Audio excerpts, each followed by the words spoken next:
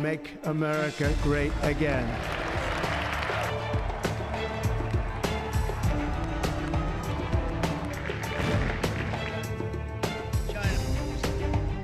Effective at midnight, we will impose a 25% tariff on all foreign-made automobiles. South Koreans came early, they came with their A game, and we will see if they follow through on that.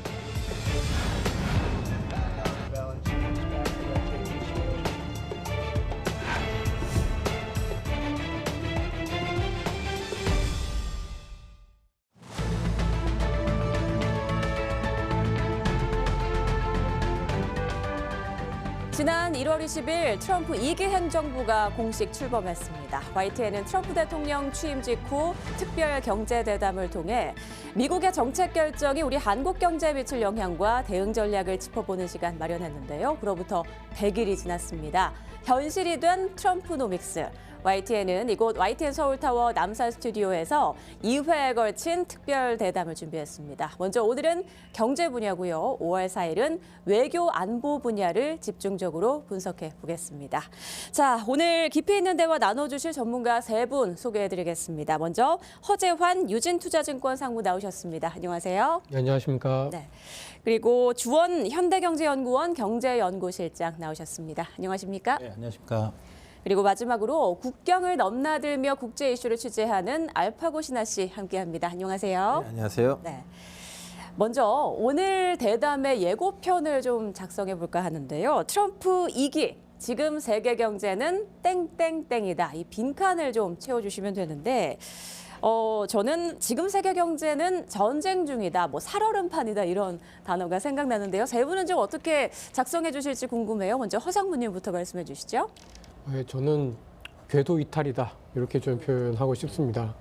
현재 그 글로벌 경제가 가던 길을 이탈해서 트럼프의 어떤 정책 때문에 좀 다른 길로 가고 있는데 이게 낭떠러지로 가는 길인지 흙탕물인지 정말 알 수가 없는 상황이라서 궤도 이탈이다 이렇게 좀 표현하면 어떨까 싶습니다. 네, 주 실장님은 어떠신가요? 트럼프 이기 세계 경제는 지금 타이타닉이다.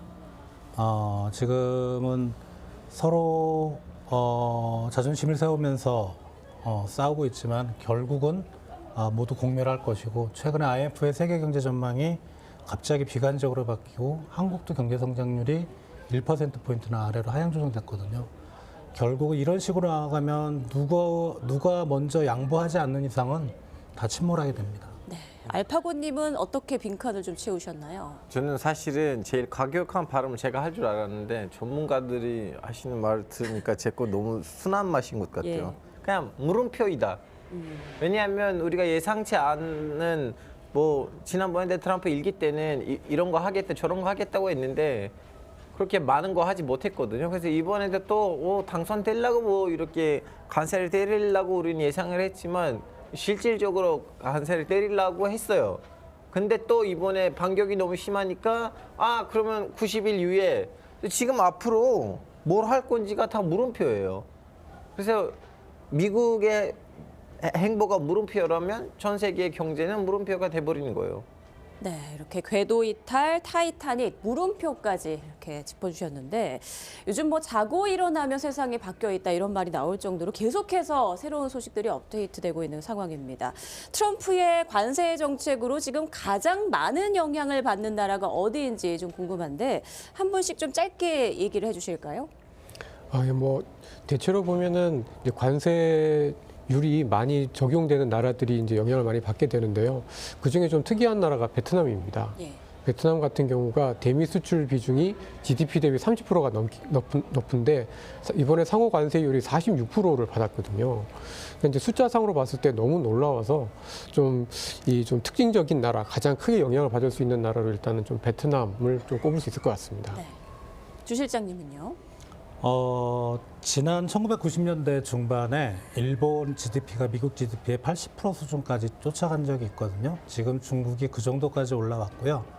지금 가장 관세율이 높은 국가는 이제 중국인데, 미국의 입장에서는 중국이 미국을 넘어서는 경제 강국으로 가기를 원하지 않습니다.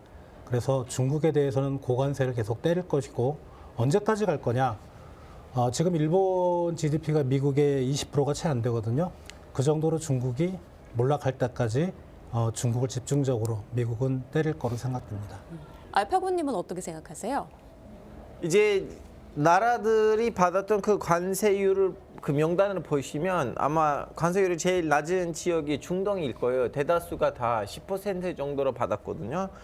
그런 측면으로 봤을 때는 오히려 비해제가 아닌 지역이 어디냐고 물어보시면 중동이긴 한데요. 세계 경제가 좀 약간 침체에 들어가면 그러면 석유를 사갈 사람들의 숫자가 줄일 거니까 아니면 양다 줄일 거니까 그러면 이 관세 전쟁에 장기적으로 봤을 때 비해제하는 우리가 아닌가라는 이런 우려들이 있죠. 자, 무엇보다 우리나라에 미칠 영향이 과연 어느 정도일까? 이 부분이 가장 큰 관심인데요. 지난 24일이죠. 최상목 부총리 겸 기획재정부 장관이 안덕근 산업통상자원부 장관과 함께 미국으로 건너가서 이제 2+2 통상 협의를 진행했습니다. 미국 측은 한국이 최선의 제안을 가져왔다 이렇게 밝혔지만 지금 구체적인 내용이 뭐 밝혀진 게 없지 않습니까? 주원 실장님 좀 어떤 내용이 오갔을 거라고 보세요? 예, 우리 두 장관님하고 미국 측에서 이제 스콧 베센트 재무장관, 그다음 제이미슨 그리어 미 USTR 대표가 이렇게 2+2 회담을 했는데 회담 시간은 1시간 정도밖에 안 되거든요.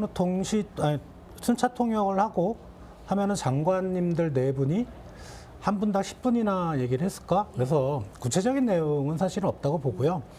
다만 이제 그 이후로 이제 USTR 대표하고 우리 이제 산업부 장관이 좀 후속 회담을 가졌는데 대충 4가지 아젠다가 나온 것 같아요. 하나는 이제 비관세 장벽, 예를 들면 뭐 미국 소고기 수입 원령 제한이라든가, 그리고 지금 화두가 되고 있는 이제 알래스카 주지사가 와서 한번 우리 얘기했죠. 그 이제 LNG 파이프라인 건설하는 투자 협력, 그리고 또 하나는 경제안보 이슈라 그래서 중국에다가 뭐 우리 반도체나 이런 하이테크 제품을 들어가는 걸 막는 거. 마지막이 이제 트럼프 일기 때도 그랬는데 우리가 이제 원화가 약세여서 환율 관찰 대상국에 지정이 된 적이 있습니다. 예. 그런 환율 이슈가 있고요. 이런 4가지인데 우리가 이제 역으로 제안한 거는 이제 우리는 목표가 상호 관세율을 낮추는 거, 그게 가장 큰 거고요. 두 번째는 실제로 그 회담에서 그런 우리 주장을 얘기를 했을 거라고는 생각은 안 되는데 시간이 없어. 예. 우리 자동차에 대한 관세, 사실 우리나라 자동차 수출의 절반이 미국으로 가기 때문에 그 자동차 관세가 상당히 민감한 부분이라 그 정도 서로 주고받는 뭐 합의보다는 서로의 요구사항을 확인하는 정도로 아마 그쳤을 거라 생각이 됩니다. 네, 우리보다 일본이 앞서서 협상을 진행하지 않았습니까? 허상무님, 우리의 협상과 일본과의 협상을 좀 비교해 보자면 어떻습니까? 상당히 좀 비슷한 측면들이 좀 많긴 한데요. 약간 미묘하게도 좀 차이점이 있는 것 같습니다. 그러니까 어떻게 보면 일본과의 협상은 실무 협상과 고위급 협상이 같이 진행이 되어서 굉장히 빠른 속도로 진행이 되었다라고 볼 수가 있을 것 같고, 저희는 사실은 이제 주 실장님께서 말씀하셨지만 고위끼리 만나서 대충의 어떤 방향만 정하는 협상이었기 때문에 조금 내용에 있어서의 어떤 구체성 이런 것들이 조금 더 떨어지지 않았나라는 걸 좀 말씀을 드릴 수 있을 것 같고, 또 한 가지 좀 지적을 해볼 만한 거는 일본 같은 경우에는 주로 시장의 개방 그리고 관세 자체, 그러니까 교육과 관련된 내용에 굉장히 좀 집중이 되었던 것 같고, 저희는 사실 이제 교육 문제를 해결하기 위해서 뭐 LNG라든지 뭐 다른 어떤 그 환율이라든지 이런 문제들이 등장을 했다라는 거는 그만큼 저희가 말한 의제는, 저희가 미국과 토의한 의제는 훨씬 더 광범위했다라고 보여집니다. 이게 어떤 차이점이냐면 저희가 조금 더 무역과 관련해서 일본보다는 조금 더 많은 양보를 좀 했었지 않았나, 이런 것들을 좀 저희가 추측해 볼 수 있을 것 같습니다. 네, 물음표인 것들이 많지만 미국 측이 우리에게 원하는 분야는 좀 확실한 것 같습니다. LNG 프로젝트 그리고 조선 분야 협력이지 않을까 싶은데요. 이 부분에 대해서도 조율이 좀 이루어진 것 같더라고요. 예, 사실 이거는 저희가 이제 협상하기 전부터 이야기가 나왔던 거고, 예. 또 저희 입장에서 봤을 때는 충분히 할 수 있는 상황이기 때문에 좀 협상이 빨리 좀 진행이 되었다, 이렇게 좀 볼 수 있을 것 같아요. 뭐 예를 들면 LNG 구매 같은 경우에는 저희 한국이 전 세계에서 3위 정도 되는 LNG 수입국이거든요. 근데 그 중에 한 70%를 중동에서 가져옵니다. 근데 이제 사실 이제 미국산 LNG보다도 중동산 LNG가 비싸거든요. 그러니까 이제 싼 대신에 이제 좀 거리가 짧기 때문에 훨씬 더 유리하다라는 거가 있긴 한데, 그래서 좀 비싼 뭐 예를 들면 카타르 LNG를 조금 수입을 덜하고 미국 걸 가져다 쓰겠다. 그리고 그런 것을 통해서 무역 적자를 어느 정도 해소를 하겠다라는 게 미국 정부도 원했고 저희도 충분히 할 수가 있기 때문에 이거는 되게 쉽게 좀 조율이 된 걸로 보여지고 조선 분야 협력도 좀 마찬가지였던 것 같습니다. 이미 뭐 트럼프 대통령께서 정답을 주셨잖아요. 어떻게 보면 뭐 이렇게 그냥 답을 내놓고 하는 이야기였는데 그러니까 미국이 부족한 조선 산업 정말 군함을 수리할 수도 없는 그런 상황에서 저희가 어떻게 보면 이 군함도 건조하고 보수도 하고 또 제일 중요한 거는 어쨌든 이런 조선업을 할 수 있는 기술을 어느 정도 좀 전수를 하는 것까지는 충분히 좀 이야기가 이미 되었고 이미 이야기된 부분들에 있어서 서로 간의 합의가 충분히 좀 쉽게 이루어졌었지 않았나라고 좀 보여집니다. 네, 지금 말씀하신 대로 미국 측이 원하는 내용은 어느 정도 잡혀 있는데 그렇다면 지금 우리의 상황이 미국의 요구를 받아들일 수 있는 그런 여력이 되는 상황인가 이 부분도 궁금합니다. 주원 실장님 생각은 어떠세요? 아까 말씀드렸던 이제 뭐 허상무님이 말씀하셨던 그 두 파트 조선이나 LNG 예. 구매하는 거 빼고 그 실제로 우리 장관들이 가서 이제 그 협상한 4가지 분야를 보면 일단 비관세 조치는 소고기하고 이제 쌀 수입을 더 많이 하라는 건데 이건 사실 이제 국내 정치적인 이슈입니다. 그래서 쉽지는 않을 것 같은데 불가능하진 않아요. 그리고 이제 경제 안보 이슈는 이제 수출 규제인데 우리가 계속 따라줬거든요. 바이든 행정부 때도 그렇기 때문에 상관없고 환율 정책도 우리가 일부러 원화 약세를 우리 한국 정부가 만든 건 아니기 때문에 이것도 괜찮습니다. 근데 마지막에 그 알래스카 LNG 파이프라인 같은 경우는 지금 BEP가 안 맞는다는 그런 민간 쪽의 시각이 많거든요. 그 잘못 들어가면은 상당히 큰 손해를 볼 수 있어서 이게 사실은 저는 개인적으로 트럼프 행정부의 가장 미는 그런 아젠다가 아닐까. 그래서 이 부분은 우리 나라가 좀 들어주기가 쉽지 않은 가장 어려운 부분이 아닐까 생각이 듭니다. 네.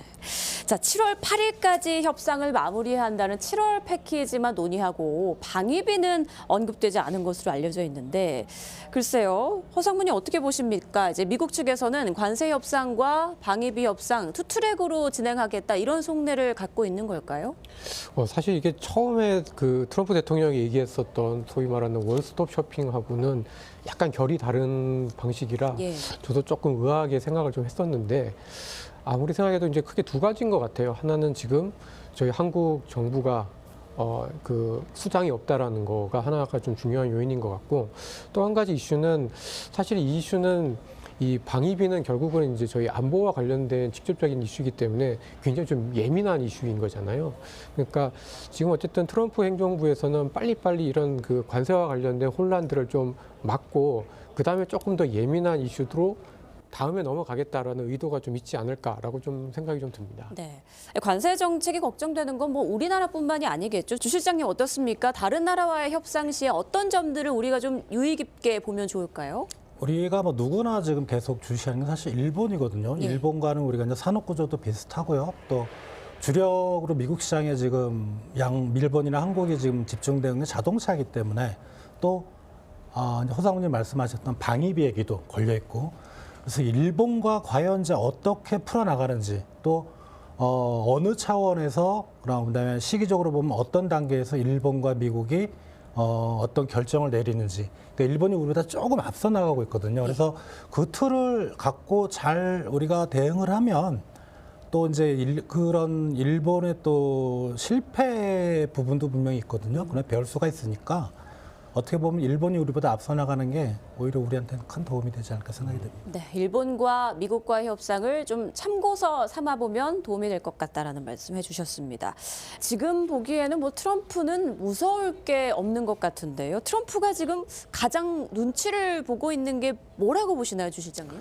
트럼프는 이제 기업가 출신이잖아요. 예. 주가입니다. 왜냐하면 이제 그 상호관세를 발표했을 때 그리고 이제 미국 연준과 마찰이 일어났던 그 사건에 주식시장이 폭락을 했거든요. 그러자마자 바로 뭐 상호관세 90일 유예 그리고 연준과의 갈등을 봉합을 하는 그런 말들을 했었고 지금 제롬 파월 의장이 미 연준 의장이긴 하지만 사실 이제 트럼프 일기 때 트럼프가 2017년 1월부터 이제 대통령에 취임을 했었는데 그때는 이제 제닛 옐런이라는 여자분이 의장이었거든요. 예. 근데 처음에는 둘이 사이가 나쁘지 않았는데 트럼프가 취임하고 나서 옐런 의장이 계속 금리를 올렸습니다.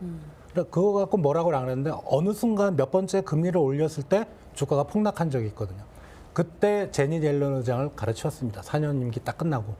그러니까 트럼프가 제일 무서워하는 건 지금 주가입니다. 그래서 뭐 개인적인 생각이지만 지금 트럼프가 좀 우리나라 경제나 세계 경제에 미치는 영향을 좀 줄이려면 미국 주식시장이 폭락했으면 좋겠습니다. 자, 허상무님께서 보시기에는 트럼프 대통령이 무서워하는 것 뭐라고 생각하세요? 이제 주 실장님 의견에 조금 더 이제 제가 첨언을 하면 그 피터 나바로 교수가 뭐라고 했냐면 미국 주식의 80%를 상위 12%가 갖고 있다. 소득 상위 15%가 갖고 있다라고 얘기를 했거든요.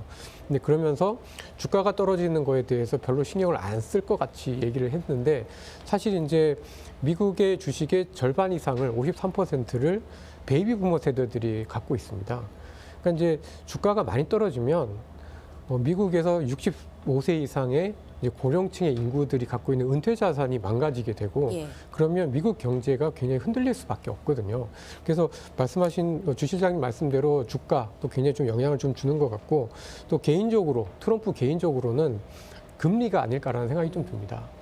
제가 이렇게 찾아보니까 트럼프 자산의 80%가 채권으로 이루어져 있습니다.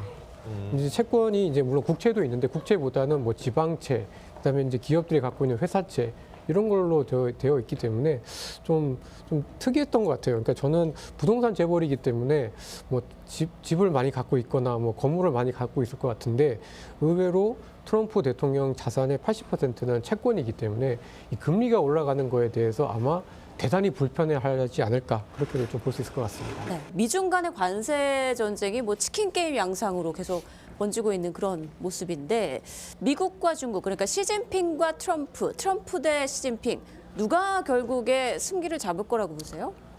이거는 그냥 개인적인 의견입니다. 우리 국제 외교나 그다음에 글로벌 경제를 전공하시는 분들의 다양한 의견이지만 개인적으로는 시진핑이 이길 것 같습니다. 왜냐하면 가장 큰 이유는 뭐냐면 트럼프는 이제 4년이면 끝나고요. 네. 시진핑 주석은 계속 할 수 있고 또 트럼프는 지지율이 연연하지만 어떻게 보면은 이제 중국이라는 시스템은 경제는 시장주의지만 정치는 어떻게 보면 공산주의 사회주의거든요. 그리고 지금 중국 경제가 어렵다고 하지만 오히려 이럴 때 이제 우리 이제 정치 역학적으로 보면 내부가 혼란하고 그 비난의 화살이 자기한테 쏟아질 거를 바깥으로 돌리는 게 제일 좋은 전략입니다. 즉 중국 국민들이 어렵고 이게 막 불만이 팽배할 때 트럼프 때문이다. 돌려버리면 되거든요. 예. 예. 그래서 저는 시간은 트럼프의 편이 아니다. 시간은 시진핑 주석의 편이다. 이렇게 생각이 됩니다. 그렇군요. 자, 이번에는 상호 관세 그리고 품목별 관세에 대해서 좀 얘기를 나눠보겠습니다. 지금 25%라는 이 수치가 사실 와닿지는 않는데 허상무님 좀 구체적으로 우리가 좀 체감할 수 있게 예를 들어준다면 어떻게 해주실 수 있을까요? 예, 아이폰 가격이 아이폰. 예, 300만 원 되면 예, 그럼 확 누가 와닿죠. 살까 예. 이렇게 좀 쉽게 이해를 하시면 될 것 같고 또 아니면은 제가 이제 월급이 100만 원인데 10,000원짜리 그럼 물건을 100개 살 수 있잖아요. 근데 만약에 이제 관세가 25% 높아져서 물건 값이 12,500원이 되면 제 월급으로 최대한 사봐야 이제 80개밖에 못 삽니다. 그러니까 원래 제가 100개 살 수 있었던 구매력이 이제 80개로 줄어드는 거죠. 그러니까 이제 관세 25%라는 게 내가 원래 쓰던 거에 한 20%를 못 사게 된다. 이렇게 이해를 하시면 조금 더 편하지 않을까 싶습니다. 네, 20%라는 게 사실 결코 작은 수치가 아니란 말이죠. 자, 그런데 오늘 자동차 관세 완화 조치가 이제 발표가 됐습니다. 취임 100일 맞이 서프라이즈 선물 같기도 한데 트럼프 대통령이 대선 유세를 방불케 하는 대규모 집회를 미시간에서 열었습니다.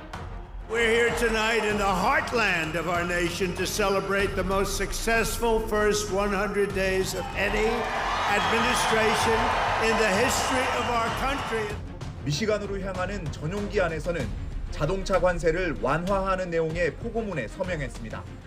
이에 따라 전체 차값의 2~3% 수준의 세금을 기업이 덜 내게 됩니다. During this little, if they can't get parts, it has to do with a very small percentage. If they can't get parts, we didn't want to penalize them. 주 실장님 구체적으로 좀 어떤 내용인가요? 우선은 첫 번째는 이제 거기서 완성차 25% 하고 그다음에 철강 알루미늄의 25% 중복해서 받지는 않겠다. 그리고 자동차 부품에 대해서는 좀 몇 % 환급해주겠다. 이런 얘기를 했었고요. 이제 그렇다면 우리 자동차 기업들에 대해서는 상당히 좀 긍정적인 영향을 미칠 걸로 생각이 됩니다. 네, 허상무님 앞으로도 지금 내놓은 경제 정책들이 이렇게 좀 일부 후퇴할 가능성이 있을까요? 예, 저는 충분히 있다라고 생각을 하고 있습니다. 예. 이게 뭐 완전히 다시 되돌리는 그러니까 트럼프 이전으로 가기는 쉽지는 않겠습니다만은 결국 지금 트럼프 대통령이 약간씩 후퇴하는 모습을 보이고 있는 품목들을 보면은 미국의 중산층에서 느끼기에 생필품이라고 생각하는 품목들에 대해서 약간씩 지금 물러서고 있는 모습들을 보여주고 있거든요. 그러니까 이제 자동차도 마찬가지고 그리고 최근 들어서 뭐 아이폰과 같은 핸드폰도 같은 맥락이었다라고 보시면 아마도 그 예를 들면 이제 뭐 아이들이 많이 만지고 노는 뭐 장난감이라든지 그다음에 뭐 가구라든지 뭐 일부 이제 전자제품이라든지 이런 것들 특히 이제 중산층에서 그냥 편하게 쓸 수 있는 생필품과 같은 이런 품목들에 대해서는 관세율을 계속해서 25% 이상 이렇게 높이기가 상당히 좀 부담이 있을 거다. 이게 지속이 되면 트럼프가 원래 자기의 텃밭이었던 뭐 러스트 벨트라든지 뭐 이런 데서 분명히 좀 역공을 받을 거기 때문에 이 부분에 있어서는 한 발 물러설 가능성이 좀 있지 않을까라고 예상을 좀 해볼 수 있을 것 같습니다. 네, 앞서 주 실장님께서 조선업 언급해 주셨는데 허상무님 트럼프 대통령의 그 조선업 재건 명령으로 이제 분위기가 반전되지 않았습니까? 우리의 돌파구 핵심 키가 될 수 있다고 보세요? 저희는 이게 뭐 저희가 가지고 있는 몇 개 안 되는 굉장히 중요한 카드다라고 좀 생각이 좀 듭니다. 예. 그러니까 이게 저희가 이제 조선업이 사실은 엄밀하게 얘기해서 지금 중국에 사실 양적으로 질적으로는 아니지만 양적으로 약간 밀리고 있던 상태에서 이번에 이제 트럼프 대통령이 이제 그 조선업을 재건시킨다. 그리고 중요한 파트너로서 이제 저희가 이제 어떻게 보면 낙점이 좀 된 건데 어떻게 보면 그래서 조선업 같은 경우에는 이제는 양분화가 될 것 같아요.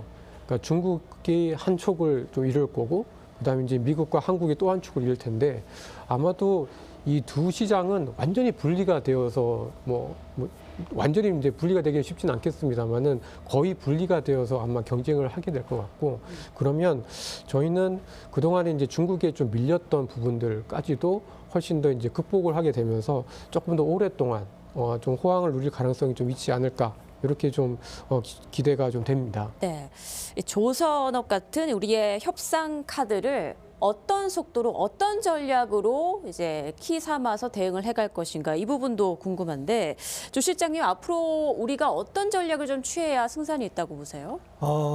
사실은 이제 목마른 사람이 우물을 먼저 판다고 지금 목마른 건 조선 쪽에서는 트럼프거든요.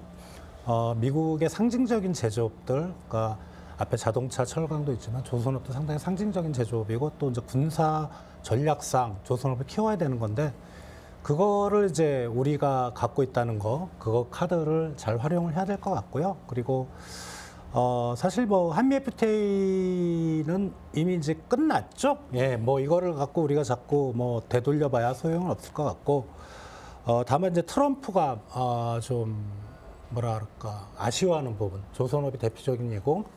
그다음에 LNG를 구매하는 거, 그리고 미국 농산물 구매하는 거. 왜냐하면 트럼프 공화당의 텃밭은 이 썬벨트라 그래서 농산물이 많이 생산되는 지역이거든요. 그런 게 있고, 그다음에 또 에너지 알래스카에 대한 또 우리 파이프라인 투자. 그러니까 트럼프 입장에서 한번 생각을 해보면 실제로 교역이 되고 알래스카 투자를 해서 거기서 LNG가 우리나라로 수출하는 게 과연 트럼프 임기 중에 가능할 거냐? 아니거든요. 트럼프가 원하는 그겁니다. 한국의 정부, 한국의 기업이 이런 투자와 그다음에 이런 미국산 제품을 사주기로 했다라는 백악관 보도자료 한 페이지짜리가 필요한 거거든요. 그러니까 트럼프는 전형적인 정치인입니다. 그거를 우리가 잘 이용한다면 트럼프하고 친하게 지내면서 우리가 충분히 손해를 좀 막고 우리 이익을 최대로 만들 수 있지 않을까 생각이 됩니다. 우리는 좀 약간 아직도 지금 제대로 된 그 수장도 없잖아요. 관행대행이 있는 시스템이다 보니까 방금 전에 우리 이제 전문가분들 말씀하셨던 것처럼 일본이 뭐 하는지를 좀 보고 미국이 어떤 유턴들을 하는지를 보고 거기에 맞게끔 좀 약간 지켜보고 움직이는 거는 제일 맞을 것 같아요.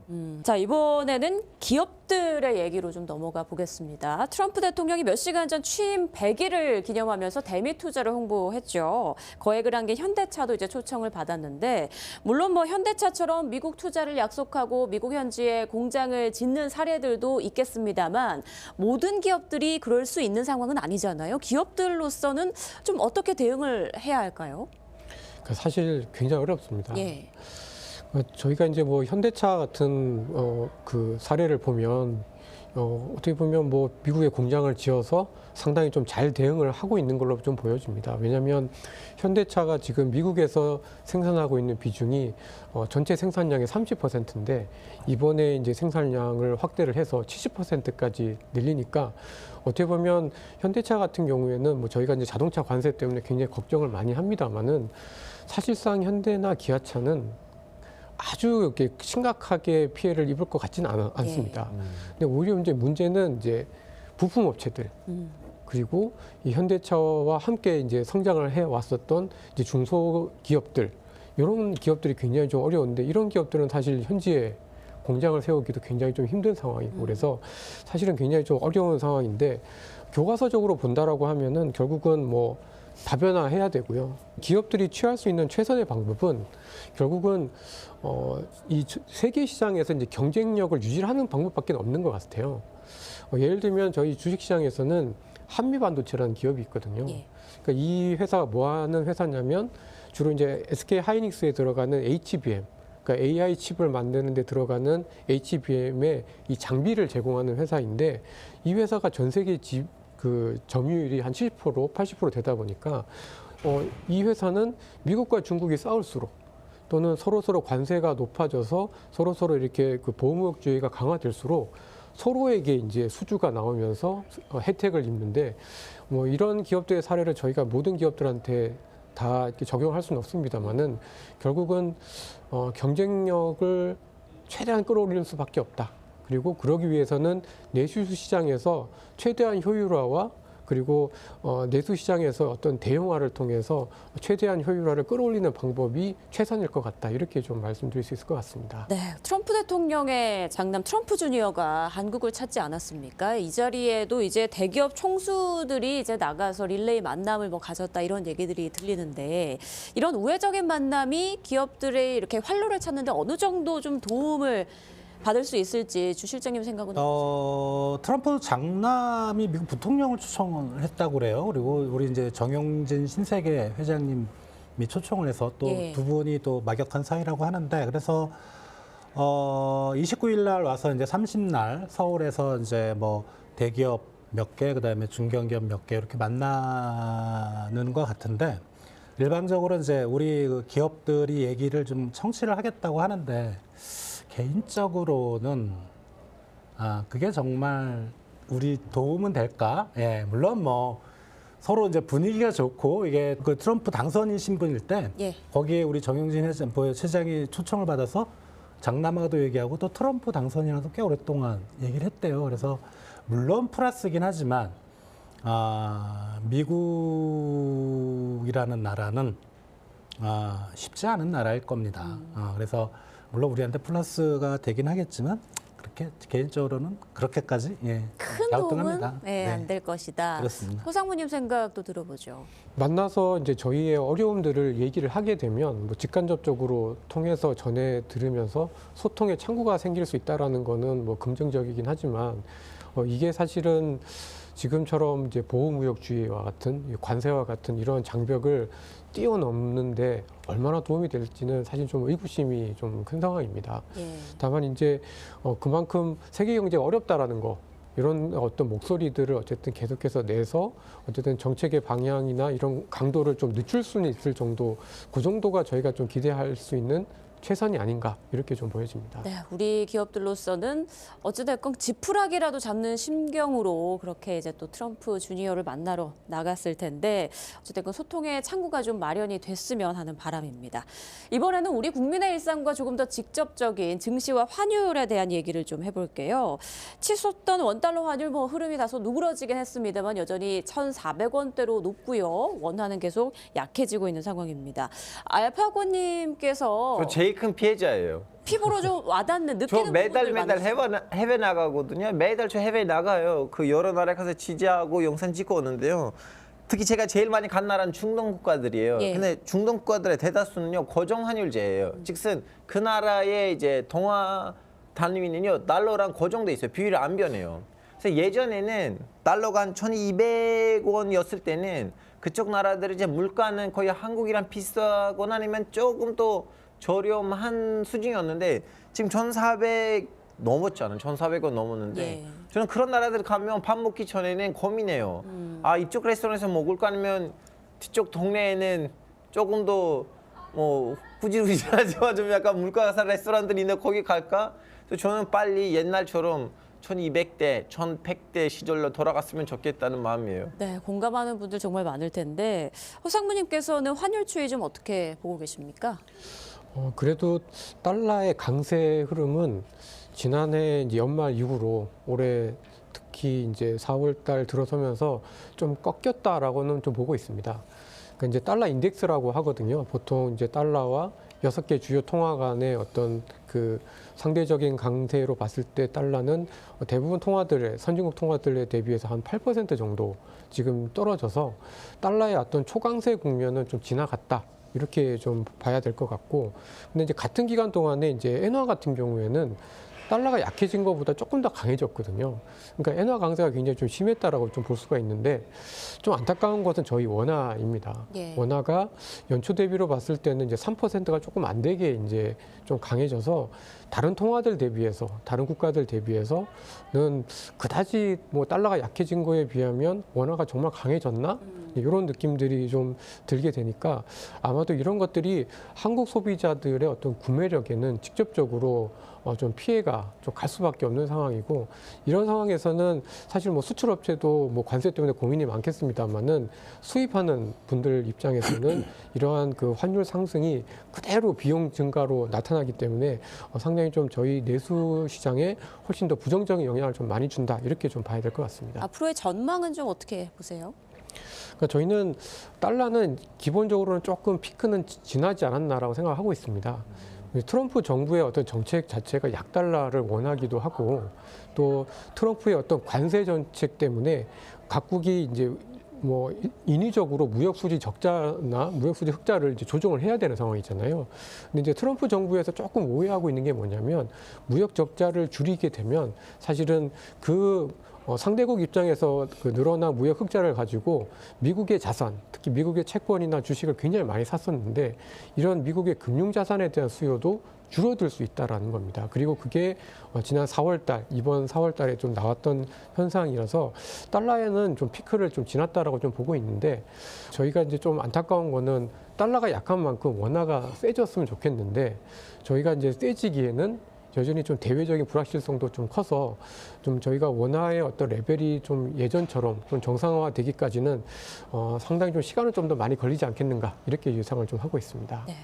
요즘 트럼프 대통령의 입에 가장 관심을 갖고 있는 사람들, 아마도 투자자분들이 아닐까 싶습니다. 트럼프 한마디에 미국 주식뿐 아니라 국내 주식까지 요동을 치고 있는데, 뭐 일각에서는 2008년 금융위기 때와 분위기가 비슷하다, 이렇게 분석을 하기도 하더라고요. 주 실장님, 지금 분위기 좀 어떻게 보고 계세요? 주식시장은 이제 허상무님이 잘 설명을 해주실 것 같고, 예. 근데 주식이라는 거는, 주식시장이라는 거는 실물 경제의 거울이지 않습니까? 근데 실물 경제만 딱 놓고 보면 올해 우리 한국 경제의 성장률을 주요 이제 투자은행들이 전망한 걸 평균치를 내보면 대략 한 0.1에서 0.8 정도 나오는데, 우리나라 한국 경제 성장률을 1960년 이후로 2025년까지니까 총 66년 동안 경제 성장률이 낮은 순서로 했을 때 올해가 만약에 0.6에서 0.8이면 네 번째로 낮습니다. 금융위기 때가 한 0.8 정도 나왔었거든요. 예. 예. 그러면은 만약에 주식시장이 경제의 거울이다. 이게 명제가 성립하면 금융위기 수준의 주가 폭락이 있을 수 있다. 다만 이제 주식시장과 실물경제가 반드시 이게 동조화되는 건 아니기 때문에 그러니까 실물경제만 놓고 보면 올해는 상당히 한국 경제가 어렵다 이렇게 말씀을 드릴 수 있겠습니다. 네, 허상무님의 분석도 좀 들어보죠. 아, 네. 2008년 금융위기와 분위기가 좀 비슷하다라고 느끼시는 분들도 있으실 것 같고요. 근데 이제 그 4월 달에 있었던 이 상호관세 충격 이후에 가장 크게 타격을 입은 것은 오히려 미국 자산입니다. 달러도 약해졌고 또 채권 금리도 많이 불안해졌고 또 미국의 주가가 그 2월 달 고점 대비해서 거의 한 18% 가까이 주가가 좀 떨어졌기 때문에 사실 어떻게 보면 굉장히 미국 자산에 대한 어떤 신뢰가 좀 많이 흔들렸다 이렇게 좀 봐야 될 것 같고요. 오히려 저는 그래서 2008년 금융위기 같다기보다는 오히려 이번에 어떤 미국의 상호 관세나 이런 관세 분쟁 때문에 어떻게 보면 각 자산들에 있어서 그다음에 각 지역들에 있어서 로컬라이제이션이라고 하잖아요. 그러니까 각국의 어떤 그 내수 시장에 대한 어떤 활성화로 분위기를 찾는 분위기가 조금 더 이어질 것 같습니다. 결국 이제는 수출로 성장을 못하기 때문에 내수 시장을 키워야 되고 그러려면 금리도 인하를 해야 되고 재정도 써야 되고 근데 오히려 그러한 과정에서 주가는 미국 주가에 비해서 유럽이라든지 한국이라든지 이런 시장이 똑같이 떨어지긴 했지만 그래도 상대적으로는 좀 덜 떨어지지 않겠는가 이렇게 좀 보여져서 2008년 금융위기보다는 상황은 좀 다르다. 그때는 금융위기였고 지금은 관세위기, 실물경제 위기이기 때문에 그때와는 좀 다르지 않겠는가 이렇게 좀 예상을 하고 있습니다. 자, 우리가 뭐 트럼프의 입도 예의주시해야겠지만 우리에겐 6월 대통령 선거가 또 예정돼 있죠. 트럼프의 관세 전쟁에서 살아남기 위한 새 정부의 첫걸음 무엇부터 해야 할지 세 분께 모두 좀 여쭤보고 싶은데 우리에게 필요한 건 땡땡땡이다. 좀 한 문장으로 요약을 부탁드릴게요. 먼저 알파고님부터 만들어. 우리에게 필요한 거는 지인이다. 지인. 지인. 예, 여기 의미가 두 개 있는데요. 하나는 그냥 일반적으로 지인. 아는 사람. 예, 그 트럼프가요. 진짜 무시하면 진짜 제대로 무시하고 근데 또 존중하고 받아들이면 제대로 받아들이거든요. 지금 현재 중동에서 위트코프이라는 분이 있는데 트럼프 이제 특사예요. 근데 진짜 위트코프 하는 말은 트럼프가 그대로 인용을 하거든요. 그래서 이렇게 트럼프한테 영향을 미칠 만한 트럼프의 지인들을 우리는 잘 보섭해야 돼요. 두 번째 이 의미는 뭐냐면 지혜, 인내심. 예, 이것도 필요해요. 예, 지인 찬스와 지혜, 인내심까지. 예. 네, 주 실장님은 어떻게 좀 요약을 하셨습니까? 우리에게 필요한 거는 탄탄한 뿌리. 고등학교 때 배운 거라 지금 기억이 잘 안 나는데 용비어천가에 보면 예. 아마 뿌리 깊은 나무는 바람에 흔들리지 아니하기 때문에 꽃이 좋고 열매가 많다. 그러니까 우리가 사실 트럼프 그다음에 관세 정책에 상당히 신경을 쓰고 있지만 그게 우리가 주도해서 뭘 바꾸고 할 수 있는 부분은 크지 않거든요. 그렇다면 어차피 외풍은 불어오게 돼 있으니까 그 외풍에 한국 경제가 꼿꼿이 서 있으려면은 내수가 강해야 되죠. 그리고 최근에 안타깝지만 정치 사회적으로 많은 갈등이 있었고 그런 사회 통합. 그러니까 어떻게 보면 새 정부가 들어서면서 할 거는 사회 통합과 우리 소비자, 기업들이 탄탄하게 버틸 수 있는 뿌리를 만들어주는 거. 그게 가장 중요하다고 생각합니다. 네, 좋은 말씀이십니다. 허상무님, 우리에게 필요한 건 무엇일까요? 저에게 필요한 거는 기업 입장에서 봤을 때는 결국은 기본으로 돌아가는 것이 아닌가라고 좀 보여집니다. 그러니까 이제 그동안에 이제 한국 기업들이 성장했었던 궤도를 보면 저희도 잘했지만 해외 경제, 세계 경제의 어떤 붐도 있었고 여러 가지 혜택을 좀 많이 받았는데 이제는 그런 치열한 경쟁 하에서 저희가 살아가기 위해서는 결국은 기업 본연의 경쟁력을 확보하는 수밖에 없고 그러기 위해서는 결국은 기본에 충실을 해야 된다 이렇게 좀 생각하고 있습니다. 네. 자, 위기는 준비된 자에게는 기회가 될 수도 있겠죠. 우리에게도 그 기회가 찾아오길 바라보겠습니다. 오늘 도움 말씀 주신 세 분 모두 고맙습니다. 네, 지금 우리는 아주 얕은 계단 하나를 올라왔습니다. 트럼프 2.0 시대 세계 유일의 분단 국가 한국은 외교 안보 분야에서 어떤 대응 전략을 취해야 할까요? 오는 5월 4일 밤 11시 외교 안보 특별 대담에서 깊이 또 고민해 보겠습니다. 시청해 주신 여러분 고맙습니다.